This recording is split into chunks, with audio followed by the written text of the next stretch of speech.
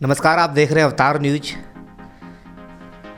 और आज हम आ पहुँचे हैं हस्तपुर। आपने देखा है कि राष्ट्रीय लोकदल और समाजवादी पार्टी अब एक हो चुकी हैं और कहीं ना कहीं बड़े ही दमखम के साथ इस बार उत्तर प्रदेश में उतरने की तैयारी है। हमारे साथ मौजूद हैं संभावित प्रत्याशी टीकम सिंह, जो कि 77 विधानसभा से चुनाव लड़ने की तैयारी कर रहे हैं। नमस्कार, मैं टीकम सिंह सूर्यवंशी इगलार विधानसभा से आरएलडी राष्ट्रीय लोकदल का एक संभावित प्रत्याशी के रूप में टिकट मांग रहा हूँ।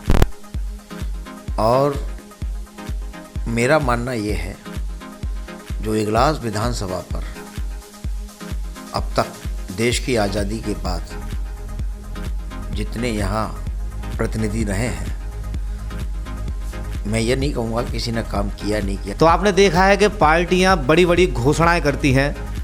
जिस तरह से उत्तर प्रदेश के जो पूर्व मुख्यमंत्री हैं अखिलेश यादव, उन्होंने 300 यूनिट बिजली फ्री का वादा किया है। वह 10 लाख युवाओं को नौकरी देने का वादा किया है।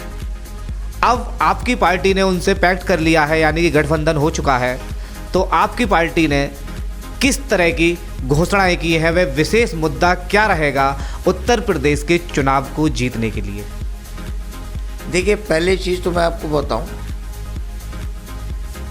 राष्ट्रीय लोकदल के राष्ट्रीय अध्यक्ष जी चौधरी जयंत सिंह और समाजवादी पार्टी के राष्ट्रीय अध्यक्ष माननीय अखिलेश यादव जी, ये दोनों 403 सीटों पर चुनाव लड़ रहे हैं।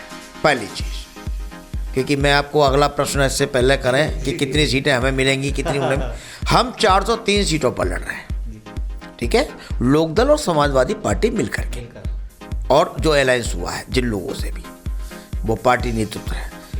दूसरा, किसानों को, क्योंकि माननीय मुलायम सिंह जी हमारे परम श्रद्धेय स्वर्गीय चौधरी चरण सिंह जी के शिष्य हैं, उनकी विचारधारा मुलायम सिंह जी की के अंदर है और उनके बेटे अखिलेश यादव जी के अंदर है।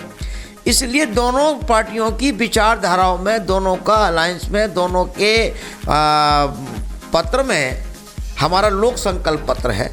माननीय जयंत जी ने लखनऊ में 30 तारीख को ही घोषणा कर दी थी हमें कि हमें किसानों के साथ, मजदूरों के साथ, उत्तर प्रदेश की जनता के साथ हमें सरकार में आने के बाद हम क्या करेंगे। मैं लोक संकल्प आपको दिखा दूँ, पत्र है हमारे पास, वो मैं आपको दूंगा।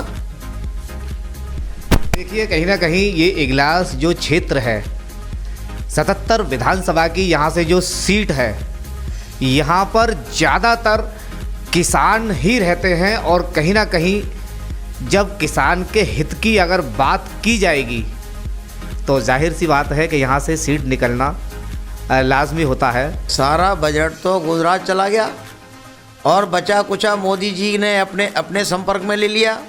आरबीआई को खाली कर दिया, जनता को खाली कर दिया। जो पहले आपको एक बताएं, नोटबंदी के समय में जो लोगों पर पैसा हुआ करता था, आपके घर में भी होगा, महिलाओं पे 100% पैसा रहता था, 10-20 हज़ार रुपये। महिला बैंक, जैसे कि हम लोग एक नाम भी दे दें तो कोई बुरा नहीं है, कभी जरूरत तो वो बैंक भी उन्होंने खाली कर दी।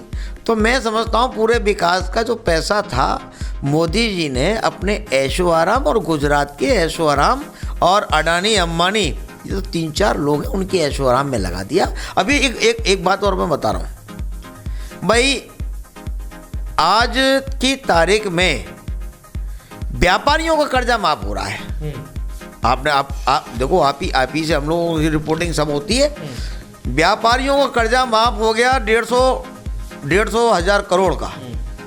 किसान का टोटल कर्जा पूरे देश के अंदर, किसानों का कर्जा 80-85 हज़ार करोड़ है। अगर ये किसानों का कर्जा माफ होता है, किसान मुक्त होता है, कर्जा मुक्त होता है, तो यहाँ देश का विकास माना जा सकता है। क्योंकि देश की जो तरक्की है, हमारे परम श्रद्धेय चौधरी चरण सिंह साहब ने ये कहा था कि देश की तरक्की खेत और खलियान की से होकर गुजरता है, क्योंकि ये देश कृषि प्रधान देश है और इस कृषि प्रधान देश में किसानों से कोई लड़ाई नहीं ले सकता, और जो लड़ाई लेगा वो आपने नतीजा देखा। मोदी जैसा हिटलर आदमी किसानों के आगे ही झुका, और झुकना पड़ेगा क्यों? तो इसलिए किसानों से झगड़ा इसी नहीं हो सकता क्योंकि यहाँ 80% जो आबादी है वो किसान। अच्छा, जैसे कि बाई चांस अगर उत्तर प्रदेश में राष्ट्रीय लोकदल और समाजवादी पार्टी पैक्ट करके अगर सरकार बनती है, तो क्या आपकी सरकार में किसानों की जो मांगे हैं, तो किसानों का कर्जा माफ किया जाएगा? ये सरकारी किसानों की है और किसान हित में काम करेंगे। किसानों का कर्जा जो हमारे फंड उसमें है, वो किसानों का कर्जा माफ़ होगा, बिजली के बिल माफ़ होंगे, और जो बिजली मिलेगी वो आधे मूल्य पे मिलेगी। ये हमारे में दिया हुआ है। अच्छा, मैं एक बात और पूछना चाहूँगा टीकम सिंह सूर्यवंशी जी, कि इस बार क्या लगता है आपको कि उत्तर प्रदेश में कितनी सीटें समाजवादी और राष्ट्रीय लोकदल पार्टी की आएंगी?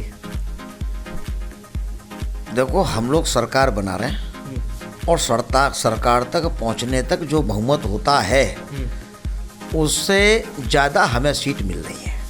403 विधानसभा हैं और 403 विधानसभाओं को जीतने का लक्ष्य ही हमारा है। और जिस तरह से बीजेपी बोलती है कि हम 300 प्लस लेकर आएंगे, वो कहाँ से लेकर आएंगे? उनके कारनामे बताएंगे। 300 साढ़े 300 प्लस आएंगे या उनके 0 प्लस आएंगे। अच्छा, तो देखिए, ये थे हमारे साथ टीकम सिंह सूर्यवंशी, जो कि 77 विधानसभा से चुनाव लड़ने की तैयारी कर रहे हैं, क्योंकि यहाँ की जनता ने इनके ऊपर विश्वास जताया है और कहीं ना कहीं इनको आशीर्वाद भी दिया है। बस अब एक पड़ाव बाकी रह गया है, जो इनका आवेदन पत्र उस पर मोहर लगना बाकी है। फिर देखते हैं यहाँ की राजनीति किस तरह से रंग लाती है, वे किस तरह से ये यहाँ की जनता के भरोसे पर खरा उतरते हैं। बने रहिए हमारे साथ। मैं हैप्पी राजा, अवतार न्यूज़ सहयोगी नितिन गुप्ता के साथ।